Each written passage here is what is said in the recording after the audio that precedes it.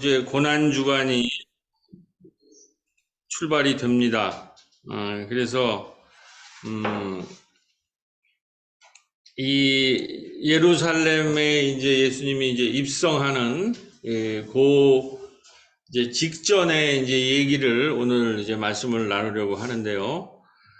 그 직전에 마가복음 10장에 이 두 가지 두 인물을 이렇게 이제 예루살렘 입성에 직전에 이제 비교하는데 20절에 오늘 읽은 부자 청년이 이제 나와서 여러분 다 아시다시피 나는 모든 율법을 다 지켰는데 내가 당연히 구원을 받지 수 있지 않겠느냐 이렇게 이제 물어봤을 때 예수님이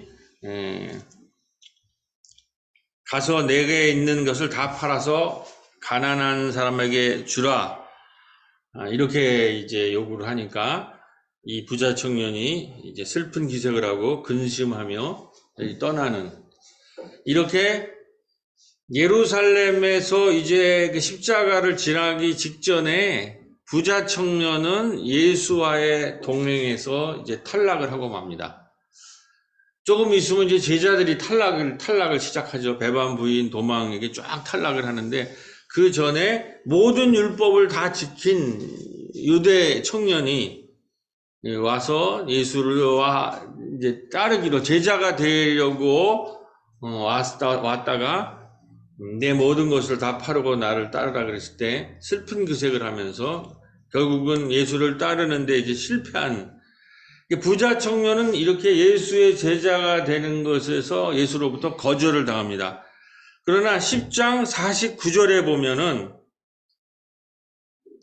거지 맹인 바디메오가 자기의 눈을 고쳐달라고 이제 예수님께 다가오는데 이 사람은 자기의 겉옷을 다 벗고 예수한테 내 눈을 보기를 원하나이다 하고 예수님한테 부르짖으면서 다가왔을 때 이제 제자들은 막 시끄럽고 그러니까 막았죠.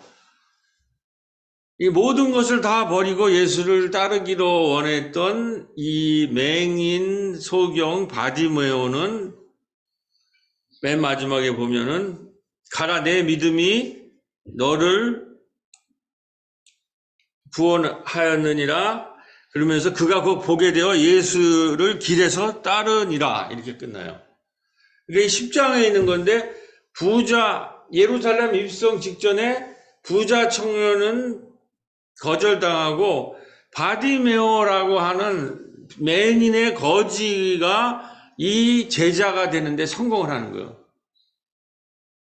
이 얘기가 뭐냐? 이게 고난주간에 이제 예루살렘에서 고난이 시작되는데 직전에 마가가 배치를 한 거거든요. 이것은 우리에게 고난주간에 뭐를 말하려고 하는가? 이제 이 얘기를 오늘 함께 나누려고 하는 것입니다. 제가 설교를 준비해서 이제 이 장면이죠. 이 친구가 굉장히, 이 사람의 예수에게 나왔을 때는 굉장히 의기당당한 거예요. 그런데 슬픈 기색을 하면서 결국 탈락을 하고 마는 거죠. 자, 우리가 살다 보면 우리 세상의 눈으로 보았을 때 굉장히 모범적이고 성공적인 사람들이 많이 있습니다. 우리가 우리 주변에서도 보면 저 사람은 참 모든 것에 반듯하고 반듯할 뿐만 아니라 재물도 가지고 있는 그런 성공한 사람들을 보면서 우리가 부러워하기도 하고 그러잖아요. 세상의 눈으로. 이 부자 청년이라는 사람이 바로 그런 사람이라는 거예요. 그야말로 유대 사회 기준으로는 모든 법을 잘 지켰고 부자까지 된 완벽한 모범생이라는 거예요. 그렇기 때문에 부자 청년은 나는 모든 사회로부터 존경받고 도덕적으로 아무 거릴 것 없어요. 율법을 다 지켰다. 그리고 나는 부도 가지고 있으니까 나는 당연히 구원받을 수 있지 않겠느냐 그런 자신감으로 예수 앞에 이제 나왔을 때 예수가 이제 딱 한 방을 먹인 거죠. 가서 가진 것을 다 팔아서 가난한 자에게 나눠주고 그리고 나를 따르라. 우리가 앞에 보면은 예수의 제자들 저기 있죠. 베드로나 이 뱃사람들 예수가 가버나움에 나타났을 때 배에서 뛰어내려가지고 예수를 나를 따르라 할 때 모든 것을 버리고 따랐다고 그러잖아요. 이 제자들이라고 하는 것은 제자가 된다는 것은 모든 것을 버리고 따르는 거예요. 우리가 지난주에 했던 예수님이 항해 도중에 만났던 거라사의 광인, 수르보니게 여인 이런 사람들한테 휘팍해. 너는 너희 지역에 가서 복음을 전하라 할 때는 모든 것을 다 버리라는 것이 아니에요. 제자가 아니라 이 사람들은 지역 협력자들이에요. 지역 협력자들한테는 모든 걸 다 버리라고 하고 따르라고 그러지 않아요. 제자들한테는 모든 걸 다 버리고 따르라고 그러는데 사람마다 적용이 다른 거죠. 이 항해 데카폴리스에서 만난 사람들은 예수를 모든 걸 버리고 따르려고 그 사람들을 했는데 그러지 말고 너는 네 지역의 그 데카폴리스에서 휘팍해 사람 협력자가 돼서 이 복음의 협력자가 돼서 사람들한테 전도하라고 그러는 거예요. 그러니까 이 제자가 된다고 그러고 이렇게 의롭고 하니까 이 제자의 디사이플 제자의 그거를 적용하는 거죠. 모든 걸 다 버리라고. 그러니까 거기에서 이제 이제 이 제자가 이 부자 청년이 슬픈 기색을 하고 아마 제 생각에는 이 사람은 뭐 좋은 대학도 가고 부도 많이 가지고 무슨 시험 치르거나 이런데 실패한 경험이 없는 모범생이었던 것 같아요. 우리 사회에 그런 사람들이 있습니다.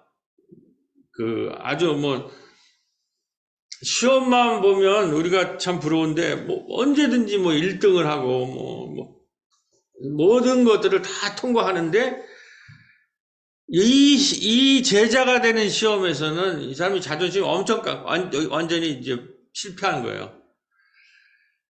그런데, 이 청년이 예수가 어떤 권위를 가지고 이 의미를 이제 이 유대 사회에서 새로운 이제 영적 지도자로 보고 왔는데 이 모범생 청년이 크게 예수에 대해서 착각한 게 하나 있어요.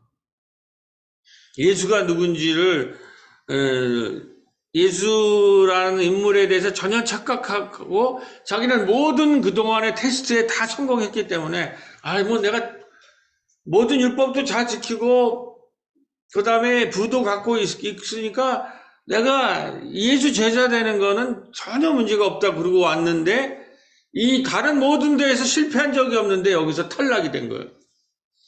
예수가 누군지를 몰랐다는 거죠. 이 부자는. 이 사람의 힘은 부를 갖고 있는 것도 있지만 예수한테 딱 와서 하는 얘기가 뭐야? 나는 율법을 다 지켰다라는 얘기예요. 그걸 가지고 이제 뭔가에 자기를 과시하려고 그러는 거예요. 근데 여러분, 예수가 누굽니까? 예수님은 공생의 기간 내내 서기관과 바리새가 규정해 놓은 규례와 정결례를 의도적으로 끊임없이 위반한 사람이에요. 그러니까 예수님은 율법을 잘 지키는 사람, 그런 기준으로 세상을 산 사람이에요. 그거가 모범적이고 그게 가장 좋은 규례라고 이렇게 생각하는 사람이 아니라 그 율법에 문제가 있고 우리가 예수 제자들한테 우리가 하나님 나라에 들어가려면 서기관과 바리새가 보다의 율법보다 더 나아야 된다 이렇게 얘기하는 사람이에요. 그리고 우리가 몇 년 전, 2년 전인가 했을 때 예수님이 초기 공생의 기간 예수님이 3장 6절에 마가복음에서 바리새와 헤롯의 누르 그들이 예수를 잡아 죽일 음모를 하기 전까지의 1장부터 3장 중에 보면 가버나움 논쟁이 있어요. 바리새와 사두개와 율법 문제를 가지고 엄청난 논쟁을 해요. 5차례의 논쟁이 붙어요. 그때 제가 설교하면서 여기 5개를 다 했는데 중풍병자의 사죄 논쟁, 식탁 논쟁, 금식 논쟁, 안식일 미리삭 자르기 논쟁, 안식일날 선 마른 자 치유 논쟁. 이것이 다 예수님이 이건 전부 뭐예요? 바리새와가라는 율법을 갖고 있는 법을 오늘 우리도 그러잖아. 법을 갖고 있는 사람들이 계속 고발하잖아요. 지금 아까 뭐 우리 정성희 집사님 기도에도 나왔지만 우리가 지금 굉장히 우리 사회가 어려운 것은 법을 갖고 있는 검찰공화국이 됐다라는 거예요. 이 사람들이 제일 잘하는 것은 뭡니까, 여러분? 압색. 다른 걸 할 줄 아는 게 없고 무슨 문제만 일어나면 압수수색, 고발하고 압수수색하는 거. 그거를 잘하는 사람들이 지금 우리 집권자들이 됐단 말이에요. 여기 지금 바리새나 이런 사람이 바로 당대의 이런 검찰 같은 사람들이에요. 율법학자들. 우리가 뭐 율사들이라고 그러잖아요. 지금 국회에 맨 그런 율사들이 앉아 있는 거예요. 법을 가지고. 그래가지고 심심하면 모든 문제 있으면 다 법으로. 그러니까 이 바울이 율법으로는 의롭다함을 어기지 못한다는 율법을 잘 지키는 거 가지고 법 잘 지키는 거 가지고 하나님에 갈 수 있는 게 아니라는 게 그 법을 누가 제정했냐는 거예요. 그거에 대해서 예수는 계속 특히 거기서 제일 문제가 되는 게 정결례. 이 민중과 대중들은 예수가 만나는 사람들은 손 씻는 거 이렇게 성전에 들어가려면 뭐 어떻게 해라, 뭐 깨끗하게 해라, 뭐 코 풀지 마라, 뭐 밥 먹으면서 뭐 입 튀기지 말라, 뭐 이런 거 가지고 계속 시비 서는 거예요. 이런 거 가지고 무려 30개의 세칙을 만들어 가지고 그 계속 시비를 거는 거란 말이에요. 그래서 이 성서에 5가지의 그들과 논쟁하는, 그거는 사람을 죽이고 있다라는 거예요. 아니, 그거 뭐 손 씻는 거, 예수님이 여기 보면 안식일날 미리 싹 잘라가지고 먹잖아요. 안식일날 아무것도 하지 말라. 그리고 괜히 쓸데없이 폼은 잡아요. 금식하고. 이 사람들은 밥을 굶어도 노동하는 사람들이 아니잖아요. 다음날 문제가 없네. 노동하는 사람들이 있는데, 금식하고 자기 손 깨끗이 씻고, 이런 걸 가지고 자꾸 이 대중들을 밀쳐내는 거예요. 회당에 들어오려면 너희들 깨끗해야 된다. 너희들 죄 사함을 받아야 된다. 얼마나 이 노동하고 희생을 사는 사람이 피곤하겠냔 말이에요. 이 바리새인들 이런 사람을 만나면 회칠한 무덤, 인생이 피곤해요. 뚝딱 하면 검찰 해가지고 저 고발해, 압수수색해. 이런 세상, 이런 사람들이 세상을 지배하면 우리 국민들이 우리가 얼마나 피곤하냐는 말이에요. 이게 교회에도 이런 사람들이 있단 말이에요. 신앙 자체가 보수 율법주의적인 사람들. 중요한 문제를 가지고 우리가 토론하고 하나님 나라 운동을 하고 이 대중을 먹이고 공동체를 세우는 이런 일을 몰두해야 되는데 맨 그런 거 가지고 누구는 뭘 안 지켜요. 누구는 뭐가 문제. 이러는 남의 외모, 남의 냄새, 이런 거 가지고 매일 교회에서 싸우는 거예요. 이게 율법 신앙이라는 거예요. 이거와 예수는 이런 위선적인 이거를 싫어하는 거예요. 그래서 이거 철저하게 싸운 사람이에요.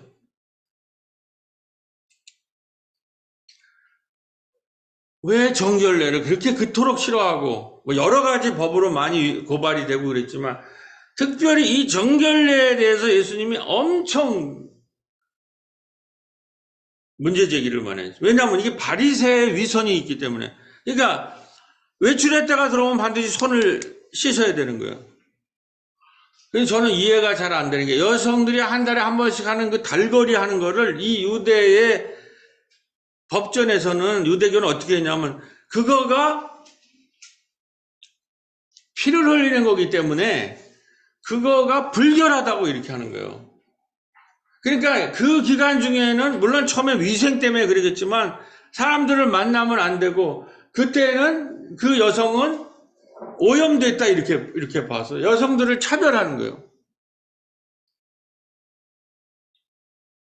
우리 지금 이 보수교단에서 여성들한테 안수 안 주면서 그 목사가 얼마나 여성한테 모욕적인 얘기를 했냐면, 기저귀 찬 여자들이 강대상에 오를 수 없다. 이런 미친 소리를 하고 있다는 거예요.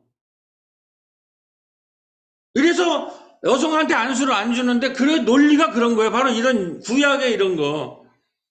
그 다음에 피부병, 혈관, 문둥병, 소경, 안진병이 신체장애를 무조건 부정한 사람들이라서 접촉하면 안 되고, 그 사람들은 다른 사람이 다가오면 나는 부정합니다, 부정합니다 하고 외쳐야 돼요.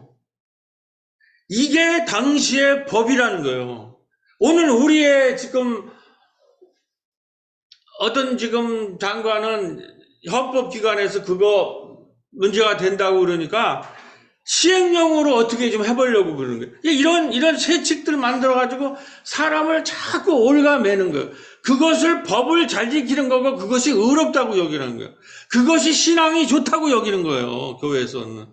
사회에서는 그것이 정의로운 사회라고 얘기하고, 이게 율법이라는 거예요. 그거로는 의로움을 얻지 못한다라는 거예요.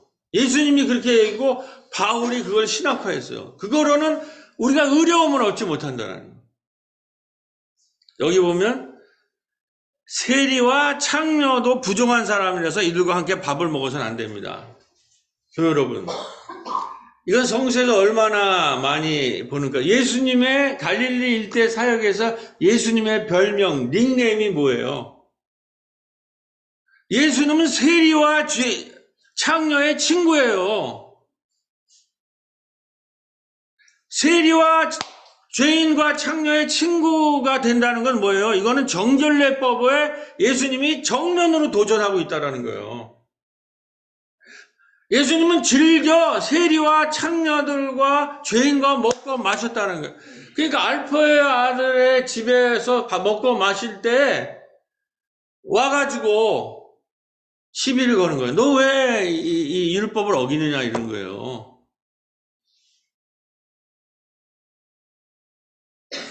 그래서 예수는 제자들 보러 이러한 바리새와 서기보다 더 의로워진다고 말씀하신 거는 이 서기관과 바리새의 의가 껍데기였다는 거예요. 근데 오늘 우리 사회를 이 껍데기들이, 이 율사들이, 이 검찰들이 지배를 하고 있는 거예요. 당시에 바리새 헤롯의 누룩이 여러 차례 말씀해 온 사회에 지금 만연하고 있다는 거예요.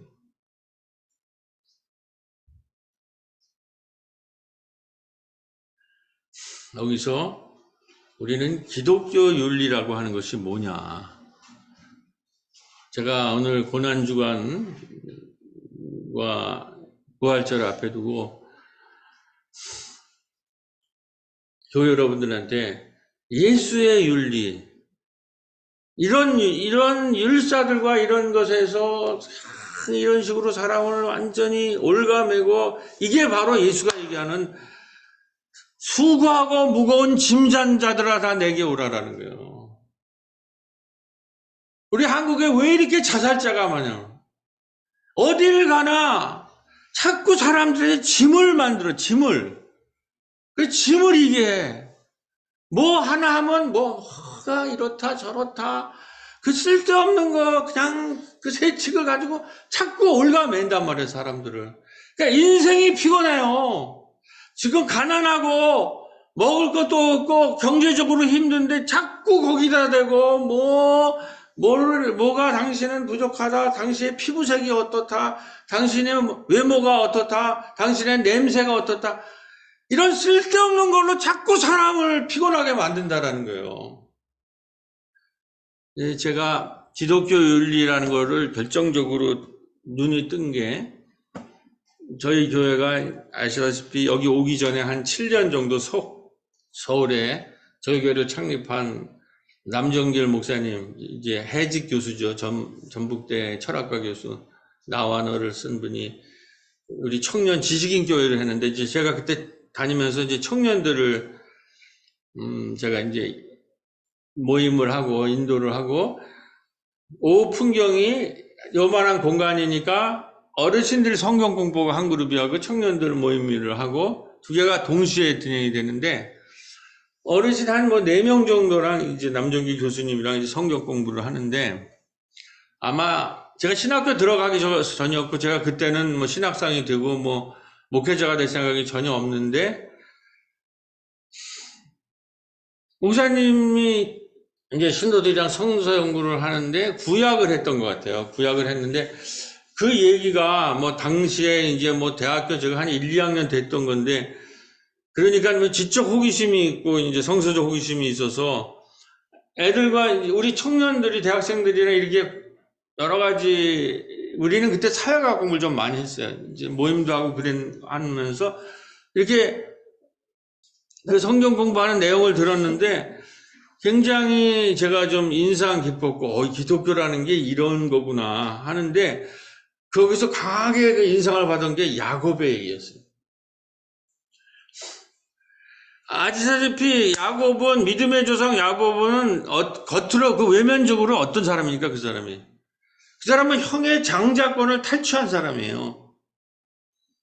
그리고 그 사람은 외면은 도덕적으로는 속이고 야비한 사람이에요.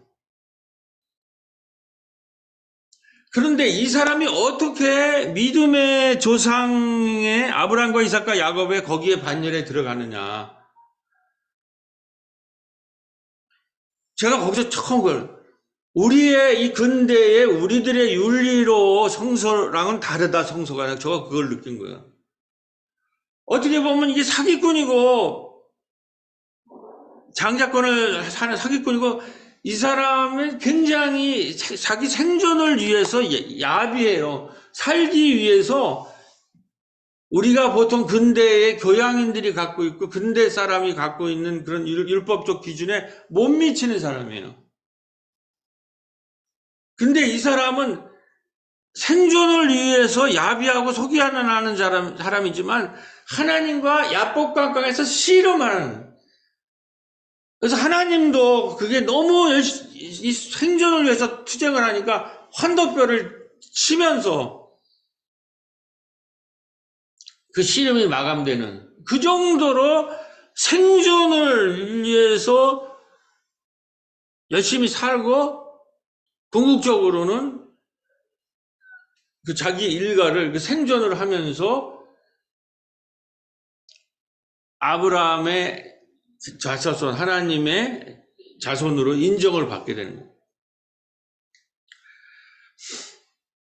그거를 이제 우리 남정길 목사님이 설명하면서 뭐 어떻게 했는지, 제가 그때 느꼈던 거는 전반적으로, 이 기독교 윤리는 우리가 가지고 있는, 근대인들이 갖고 있는 교양을 넘어서서 생존이라고 하는 것을, 생명과 생존이라는 것을 가장 우선시 놓는 거구나.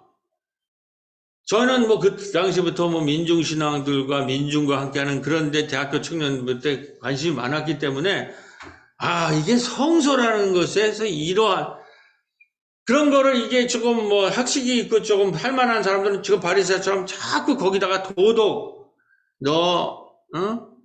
괜찮은 사람이 되려면 이렇게 돼야 돼, 이런 거를 자꾸 껍데기를 씌우는, 그게 율법학자들을 하는 행동 아니야. 그게 아니라 그 생존을 위해서 투쟁하는 그 사람이 도덕적으로나 윤리적으로 조금 부족하더라도 그것을 인정하면서 하나님의 자녀로 받아들이는, 이러한, 정말 어떻게 보면 민중과 함께하는 그러한 느낌을 거기서 받은 거예요.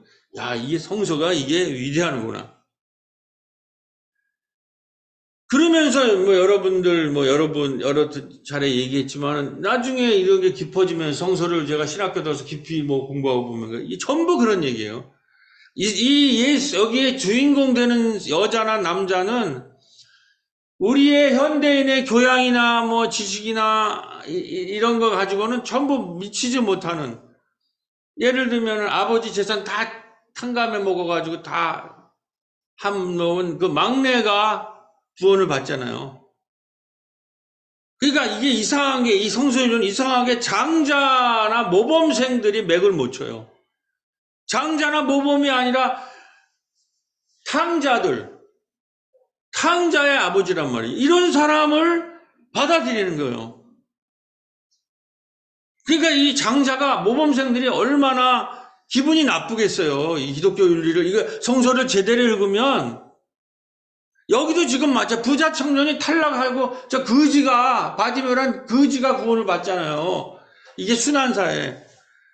이런 거를 어떻게, 성서를 제대로 읽으면 이 문제에 직면한단 말이에요. 이걸 어떻게 받아들일 거냐라는 문제에 직면해야 되는 거예요, 우리가. 저는 그걸 청년기에 직면한 거예요. 우리가 율법의 이 세칙, 지금 헌법에서 이 검사들한테 너희들은 헌법기관이 아니다. 그러니까 법 뭐라 그러나? 법 가지고, 법기술자들이 세칙을 가지고 또 만들어가지고 어떻게 또 해보려고. 잔머리. 이게 바로 율법학자들이라는 거예요. 그러니까 그 사람들은 맨날 무슨 생각하고 있냐면 바리새인들이에요, 그 사람들이. 너희들이 바리새인들의 누룩에 오염되지 말라라는 게 핵심 아니에요. 바리새와 바리새. 그게 바로 오늘 이 검찰들이 하는 얘기를 할 수도 있다는 거예요. 그 사람들은 늘 사람들의 다양한 피부색과 외모와 체취와 냄새, 이런 것에서 시행령을 해가지고 문제를 잡아서 그들을 올가맨다는 거예요. 무슨 얘기까지 나오냐면 너희들이 한번 재판을 받아봐라. 그러면 그 재판하는 가운데 너희들이 지쳐가지고 결국 항복할 것이다. 계속 괴롭히는 거예요. 이런 거 가지고. 이렇게 해서 세상을 지배하겠다라는 거예요. 이 율법으로.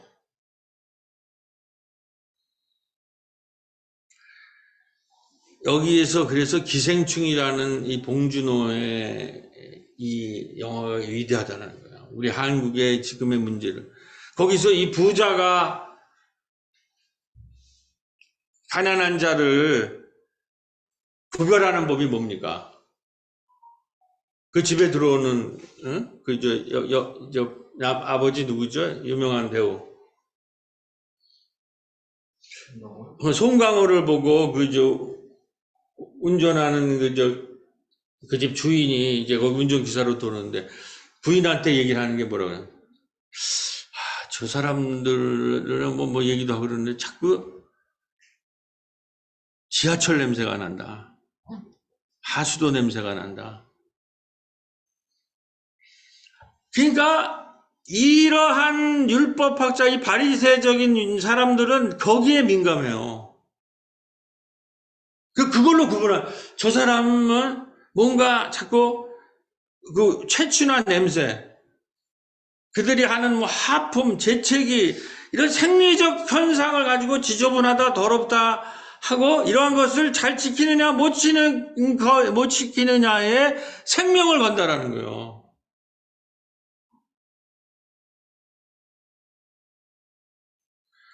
그래서 미리삭 먹는 거 시비를 걸고 결국은 안식일을 지키는 39가지의 세칙을 만들어서 사람을 배제하고 차별하는 이것이 바리새, 지금 이게 다 이렇게 많은 세칙을 만들어 놨다는 거예요.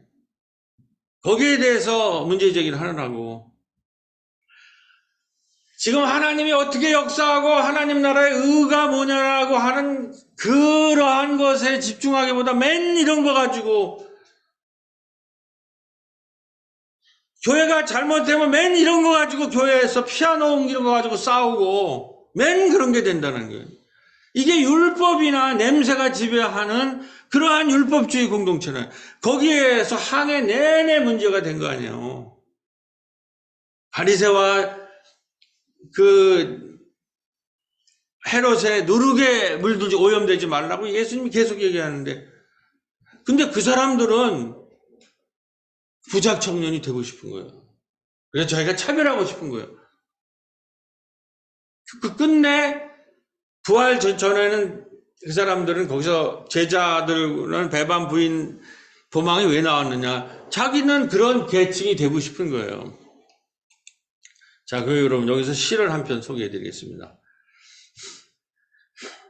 제가 청년기 때 연동교회 청년부에서 배운, 우리가 그때 제가 연동교회 대학부에 딱 들어갔을 때 백낙정 교수의 시민문학론이라는 걸 가지고 거기서 이제 대학생들이 강대했는데, 그 당시에 연동교회에 모여있는 대학생 청년들이 누구냐면, 당대에 계엄령이 내려가지고 전국에 학생운동 하던 친구들이 학교에 장갑차가 들어와 있으니까 활동을 못하고, 그러니까 학생운동 지도부가 어떠한 결론을 내렸냐면, 사대문회 안에 있는 세문안, 영락, 연동, 오래되고, 전부 우리 교단인데, 오래되고, 청년들이 많이 모여있는 대학부로 들어와서 대학부 활동을 거기서, 자기들이 대학부에서는 활동을 못하니까, 그게 교회와 전력이에요.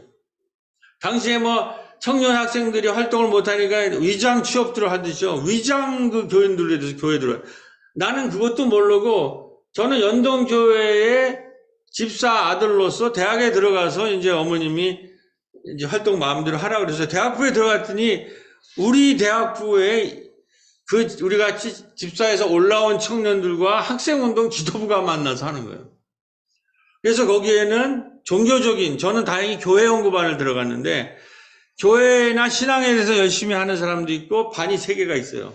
교회 연구반, 사회연구반, 사회연구반은, 그 다음에 문화연구반이 있어요. 근데 이 문화연구반에서 이 시민문화연구로 세미나를 하는데, 그때, 저거 참 교회에서 많은 덕을 본 거죠. 그때에 우리가 공부한 거 시민문화론을 하는 데에 한국의 4.19 전후에, 그때는 우리 사회가 이제 시민사회까지 못 갔으니까 시민사회론을 얘기하는, 시민문학론을 얘기하는 거예요.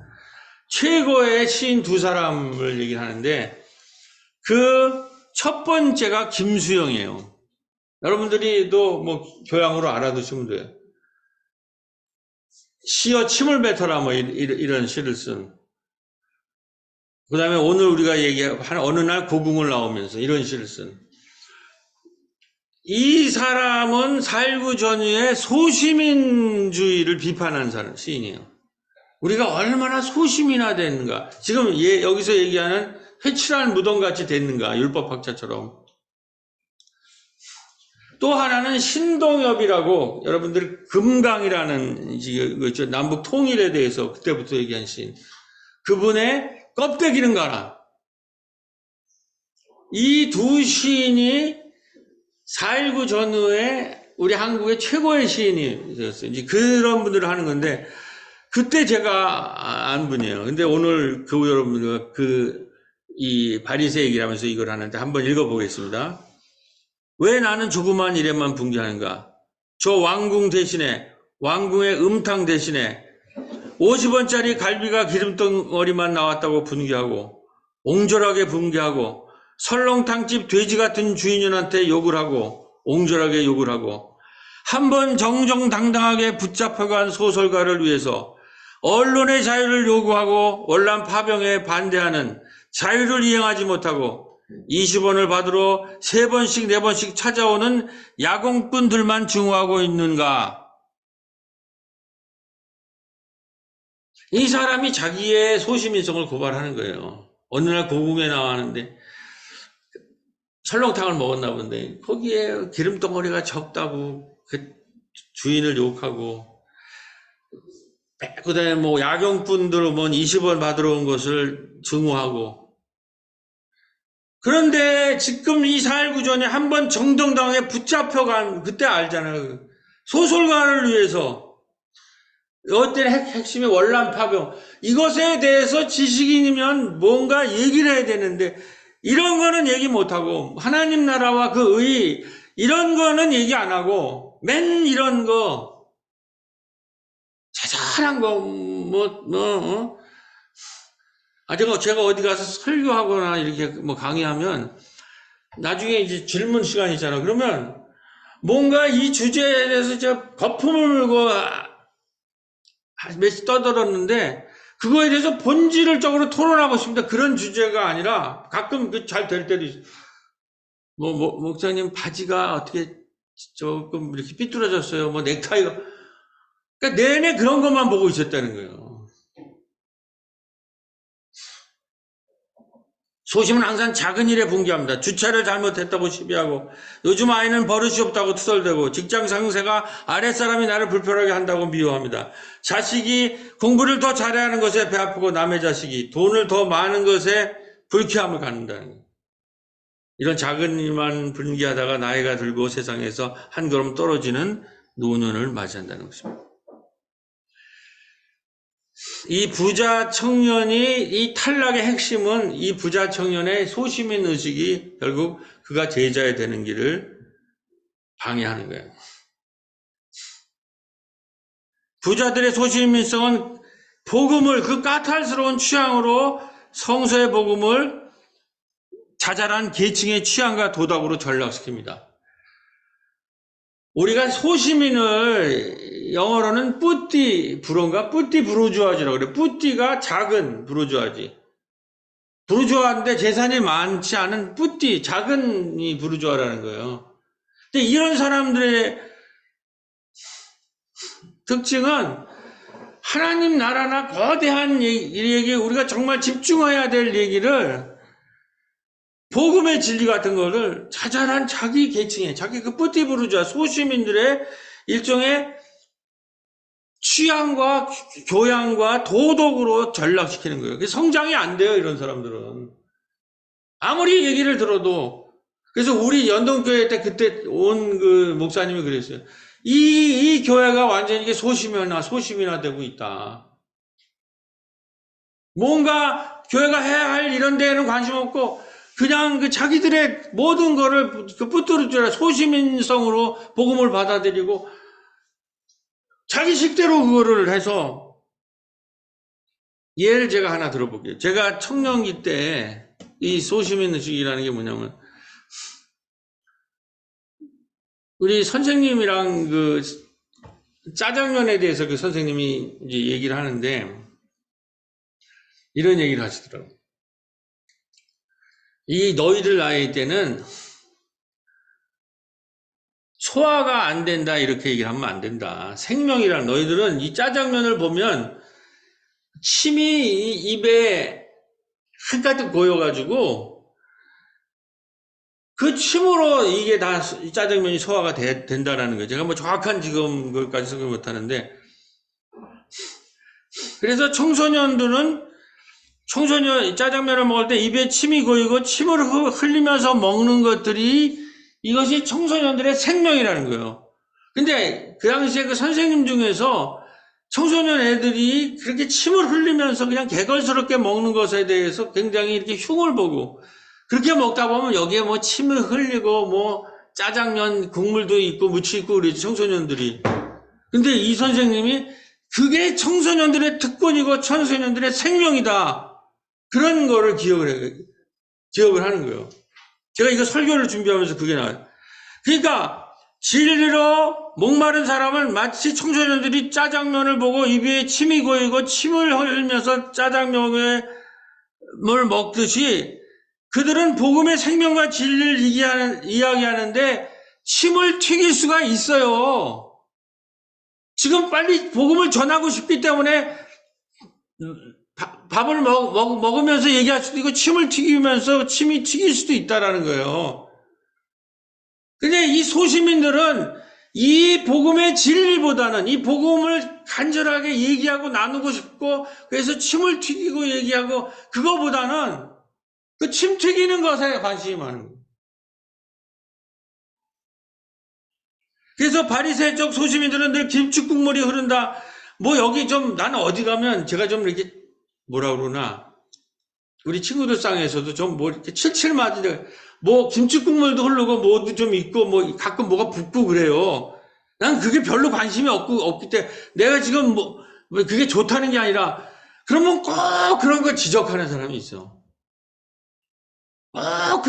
그거 지금 뭔가 열심히 얘기하고 정말 하나님 나라의 그거를 얘기하는데 완전히 김새고 완전히 그 생명을 끊는, 짜장면이 입술에 묻었다고 율법의 교황적 잣대를 들이며 시비하고 차별하고 평가하고 혐오해서 결국 생명의 흐름을 자르고 생명의 역성독을 막고 생명을 죽이는, 이런 소시민적인 이 이런 게 너무나 많다라는 거예요.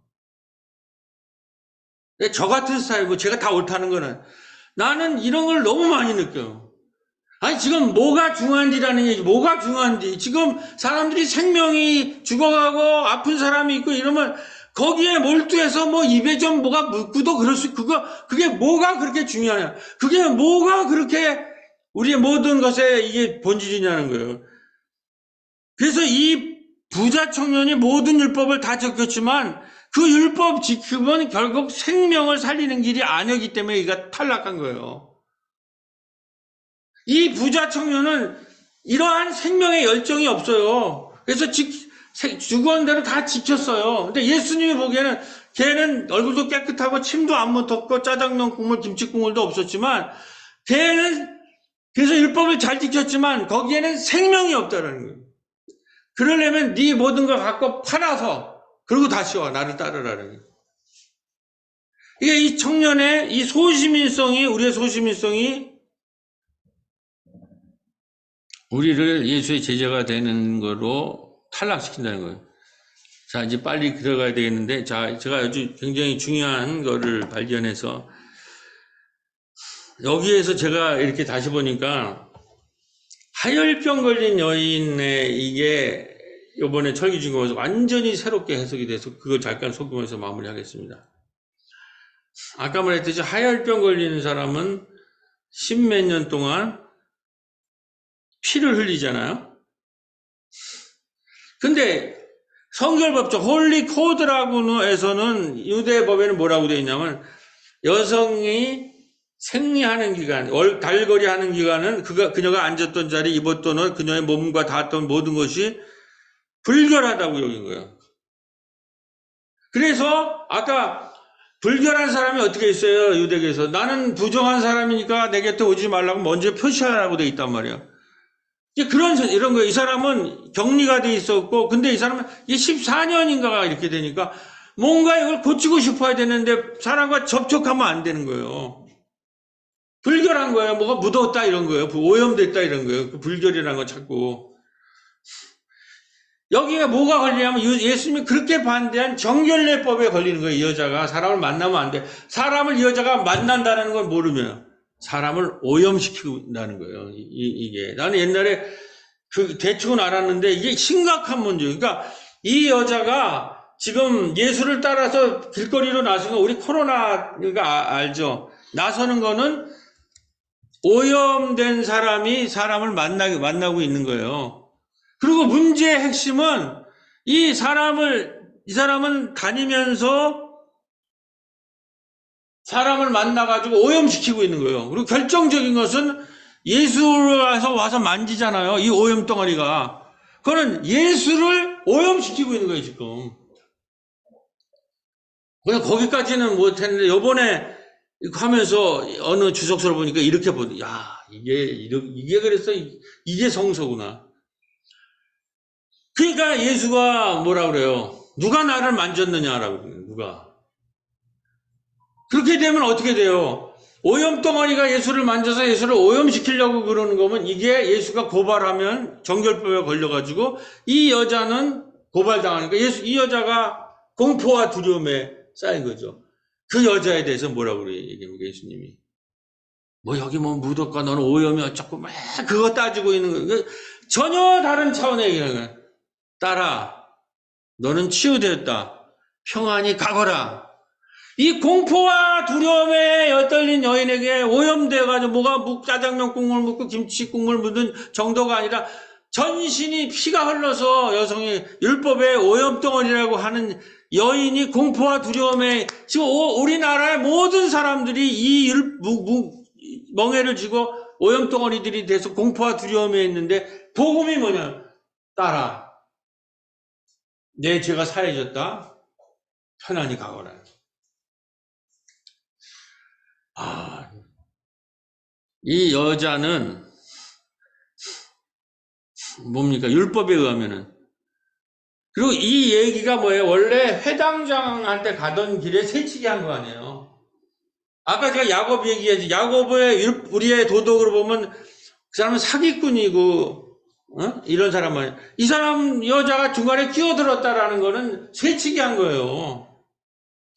그런데 이 사람은 지금 생명이 위협받았기 때문에 예수는 이 새치기를 인정해주고, 그리고 몸에 손은 대는 건 불법이에요. 새치기와 불법을 한 여자란 말이에요. 이 유대법이나 일반법에 그 여자를 받아들일 뿐만 아니라 죄를 사해져 버리는 거예요, 거기서. 그러니까 자기가 오염되면서, 그러니까 여기서 문제는 예수님은 여기서 차원이 다른 거는,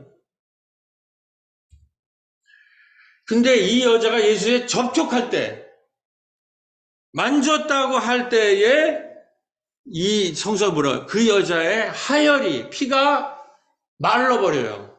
고침이 언제 일어나느냐, 고침이. 접촉하고 만질 때. 그리고 이 여자가 접촉하고 만졌다는 것은 예수님이 오염덩어리랑 만나게 되고 예수님이 정결례를 어기게 되는 거예요.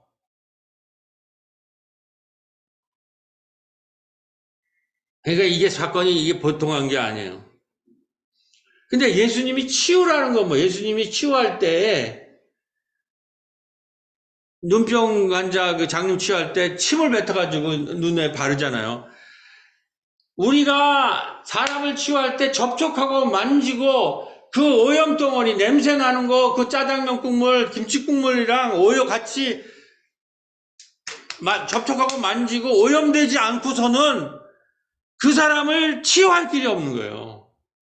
그러니까 예수는, 예수의 모든 치유의 핵심은 접촉의 문제, 만지고 접촉하는 거예요. 이게 완전히 이 하혈병 걸린 여인에게서 드러나는 거예요.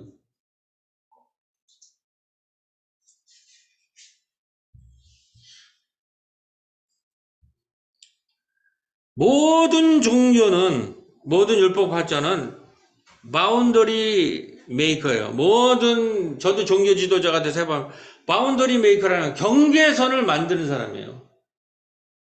우리를 거룩하게 만들기 위해서 경계선을 긋고 사람을 이제 밀어내는 거예요. 그게 모든 지도자들이에요. 그게 율법학자들이에요.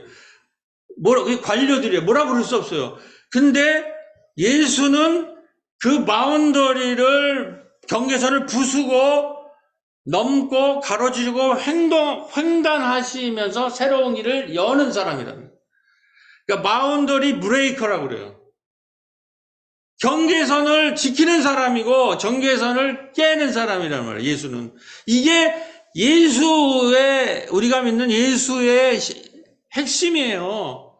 우리가 아무리 성서를 읽어도 이러한 거를 모르면, 예수를 종교 지도자니까 신이 계속 바운더리 키퍼, 경계선을 만들고 그걸 지키는 사람을 이해하면 성서를, 특히 복음서를 절대로 이해할 수가 없어요. 근데 이거를 깨고 넘어서는 순간 우리도 오염이 돼요. 우리가 저 더러운 거, 냄새나고 더러우고 김치국과 짜장면 국물이랑 우리가 오염되잖아요. 그러니까 누구도 이걸 하지 않으려고 그래요. 우리가 가장 좋은 건 같이 비를 맞는 거라고 그러잖아요. 브레이커가, 경계선에 브레이커가 돼서 그 짜장면 국물, 그 냄새 나는 냄새, 이거를 같이 맡으면서 같이 비를 맞으면서 같이 오염될 때, 그래서 그 여자랑 접촉이 됐을 때에 그 여인의 피가 마르면서 그는 죄사함을 받는 거예요. 건강하게 되는 거예요. 그러니까 십자가에 의해서 우리가 죄사함을 받는다는 것은 그냥, 나는 예수 믿고 그 값싼 은혜 받고 나는 천당가, 이 얘기가 아니라 그 죄의 실체에 접촉하고 만져서 그게 오염돼가지고 그 오염되는 거에 그 십자가를 우리가 짊어지는 거예요. 그 오염돼서 우리도 이런처럼 정결례법을 어길 때에 우리가 바로 죄사함을, 그 사람도 낳고 우리도 낳는, 그 여자도 낳고, 이거를 통해서 유대의 안식일, 율법, 성전이라는 이 모든 낡은 체제를, 죄사함을 고칠 수 있는, 그 병을 고칠 수 있는, 그래서 온 유대와 인류 전체의 부활의 능력이 확산되는 거라는 거예요. 근데 바디메오르가 이걸 했다는 거예요. 바디메오는 50절에 보면 제 옷을 벗어던지고 다가왔어요. 그는 모든 것을 버리고 따르면서 모든 것을 버리다가, 따른다라는 것은 모든 것을 버리면서 결국은 십자가를 만지고 접촉하고 붙드는 데 성공했어요. 이 부자 청년은 바운더리, 경계선 키퍼예요. 경계선을 지키는 사람이란 말이에요. 그러니까는 경계선을, 그가 모든 율법을 다 지켰다고 하는 것은 그는 끊임없이 경계선을 잘 지켰다는 사람이에요. 그게 율법을 잘 지키자. 그런데 예수는 그걸 지금 경계선을 넘어서려면은 이 법을 넘어서서 그를 만져야 된단 말이에요. 예수를 따르고 버리고 만지고 예수를 따르고 십자가를 져야 된다는 걸 의미해요. 그래서 부자 청년은 결국 십자가를 만지고 접촉하고 붙드는 컨페션이라는 유명한 영이 있죠. 컨페션이 열정이라는 말도 있는 동시에 십자가라는 말이 순환이라는 거예요. 그래서 십자가를 만지고 접촉하고 붙드는 이 순환, 이게 바로 순환이에요. 거기에 십자가의 컨페션에 동참하는데 실패했지만 거지 소경 바티메오는 십자가의 순환에 컨페션에 동참하는데 성공을 하고 마는 거예요. 그래서 이게 결론이에요. 예수께서 그에게 말했다. 가라, 내 믿음이 너를 구원하였느니라 하시니 저가 곧 보게 되어 예수의 길에서 쫓으니라. 그가 보게 된다라고 하는 것은 뭐예요? 예수의 길을 쫓는다는 거예요. 예수의 길을 쫓는다는 것은 이제 예루살렘으로 들어가서 십자가를 지는 것을 의미합니다. 영적인 게 뭐냐? 영적으로 눈을 뜬다는 것은 무엇인다는 걸 깨달을 수 있는데 그것은 십자가를 지고 예수를 따르는 사람만이 영적인 눈을 뜰 수 있다는 것입니다. 영적으로 우리가 눈을 뜨려면 바디메오처럼 그 길에서 예수를 따라 나설 때 비로소 영적인 눈이 열린다는 것입니다. 십자가를 지는 사람만이 영적인 눈이 열려서 하나님의 길을 찾을 수 있는 줄로 믿습니다. 네, 우리 이제 모든 걸 요약해서 다 같이 기도하고 1번을 제가 읽고 여러분 빨간 거 여러분이 읽고 마무리하겠습니다. 한번 요약해 본 거니까 같이 한번 다 같이 큰 소리로 읽으면서 이 빨간 걸 여러분들이 읽고 다 같이 합니다.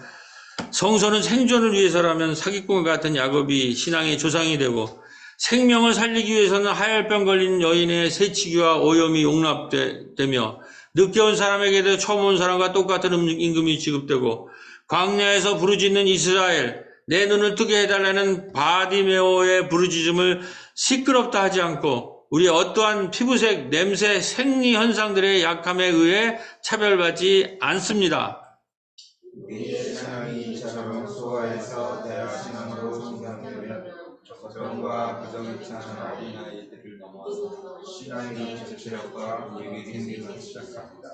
그것은 무엇일까요? 이처럼 우리가 생명을 취하고 고치려면 냄새나고 볼품없는 사람들과도 신체적 접촉을 해야 되고 만짐을 허락해야 합니다. 그리고 우리가 그것을 허락하다 보면 우리는 예수님처럼 정결례를 어겨야 하는 상황에 처하게 되는 고난, 컴패션의 상황에 처하게 됩니다.